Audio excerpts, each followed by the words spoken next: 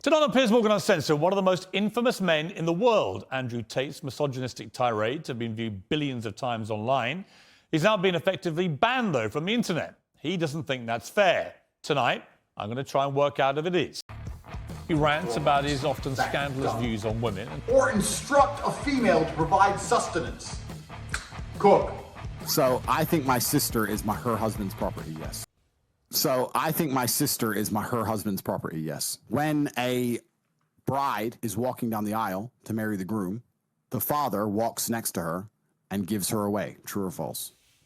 Absolutely. But I've been married twice, as it turns out, and on both occasions I didn't believe that the woman was being handed to me as chattel, as property. If I make a video that 5 million people see and 1% of them understand. So specifically on that point, I think my sister is her husband's property. She took his last name. She married him. She wanted to join his family. She has said it herself. Right, so she's still a sovereign individual. She's absolutely not a sovereign individual. Property means that the husband owns your sister. Listen, my friend, if we want to argue about this, you need to go back to the Bible, to the Quran. You need to argue with religious No, I'm not talking about anything in the Bible or Quran. But that's what it says. No, I'm asking you what you think. I think that if a woman marries a man and she decides to take his last name, that they have different roles and responsibilities within that marriage, and I believe that... That's not the question. I believe the father...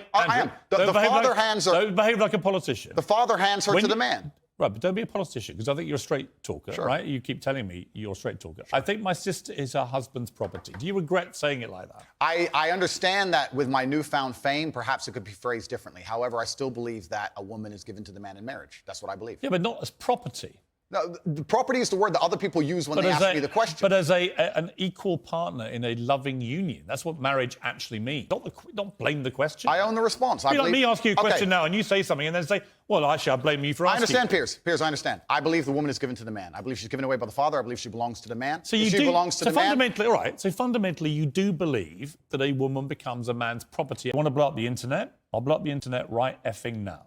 The reason 18 and 19-year-olds are more attractive than 25-year-olds is because they've been through less dick. People say, oh, you can't say that, but yes, I can.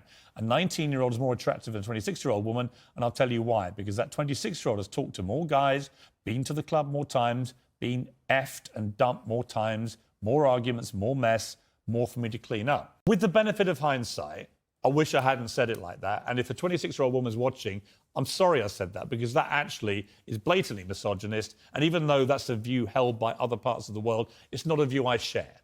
Now, I would respect you more if you said that than if you try and say, well, it's said in other parts of the world, so I'm not sorry. I think that doesn't tell me what you think. Then you need to understand why my content existed in the first place. Have you ever been in love? Yeah. How many times? Plenty. I believe in love between men and women. Real love, where it's... I believe... How many times would you say?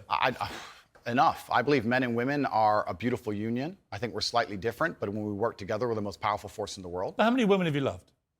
I don't know, Piers. I'm just saying. That's my question, though. Have you seen the guy's medical records? Of course not. I just told you the story. So you're just taking his word for it? I am taking the word of a man who emailed me with a bunch of medication and specific doses. You're denying proven science because one guy writes to you who you help and you've not seen any evidence he ever had clinical depression diagnosed. I'm denying the idea that... And on the back of it, you go on your rants in public to tens of millions of people denying something because this guy writes to you and says he had it and you cured him. And I think that's a dangerous mindset, Andrew. That's fine. And that's where you don't have a responsible view of your influence over people. Disagree. It's very responsible because I'm saving people's lives. I disagree that if you feel depressed, I disagree that you cannot affect it and change your life and take control and fix yourself and feel happier. I'm certainly not the worst influence out here, Piers. You have Lil Nas twerking on the devil on music videos, which our children are digesting. You have drill artists singing about stabbing people to death in the middle of a knife crime epidemic. You have rabid psychopaths on whether the right or the left announcing violence on the other side.